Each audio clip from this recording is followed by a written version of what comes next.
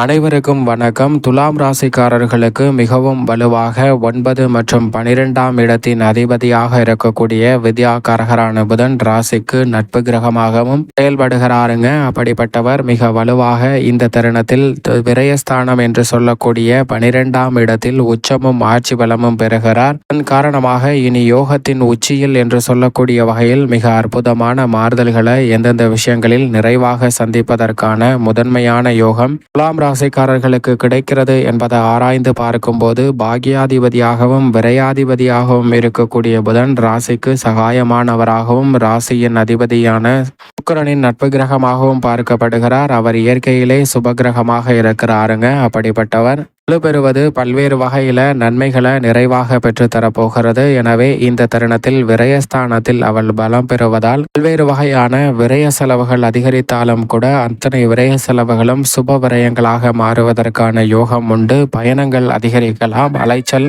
அதிகரிக்கலாம். ஆனால் அவை அனைத்திற்குமே ஆதாயம் நிறைவாக பெறுவதற்கான வாய்ப்பும் யோகமும் துலாம் ராசிக்காரர்களுக்கு இந்த தருணத்தில் நிறைவாக உண்டு என்பதை திட்டவட்டமாக உறுதிப்படுத்துகிறார். குடும்பத்தை விட்டு வெளியே பிரிந்து சென்றாலும் கூட இந்த தருணத்தில் பொருளாதார ரீதியாக நிறைவை சந்திக்க முடியும். வீண் விரய செலவுகள் அனைத்தும் கட்டுக்குள் வரும். சுப விரய செலவுகளாக மாறும். எதிர்பார்ப்பதை விட இதாக நிலம், வீடு, வாகனம் வாங்கக்கூடிய முயற்சியில் ஈடுபடக்கூடிய துலாம் ராசிக்காரர்களுக்கு மிக பெரிய அளவிலான வெற்றி வாய்ப்பு நிறைவாக கிடைப்பதற்கான யோகம் உண்டு. நிரந்தர வேலை வாய்ப்பு, வெளிநாட்டு வேலை வாய்ப்பு என உத்தியோக ரீதியாக இனி யோகத்தின் உச்சியில் என்று சொல்லக்கூடிய வகையில் பல நல்ல வாய்ப்புகள் உங்களை தேடி வருங்க. அதோடு மட்டுமல்லாது நீங்கள் திட்டமிடக்கூடிய பணிகள் அனைத்திலும் விரைவான முன்னேற்றத்தை பதிவு செய்வதற்கான யோகம் வலுவாக கிடைக்கிறது. இந்த தருணத்துல பல்வேறு வகையான காரிய தடைகள் விலகி சிறப்பான வளர்ச்சியையும் முன்னேற்றத்தையும் பதிவு செய்யக்கூடிய வகையில் நீங்கள் எதிர்பாராத நல்ல வாய்ப்புகள் உங்களை தேடி வருவதற்கான முதன்மையான யோகம் உண்டு. எனவே எடுத்த காரியங்கள் அனைத்திலும்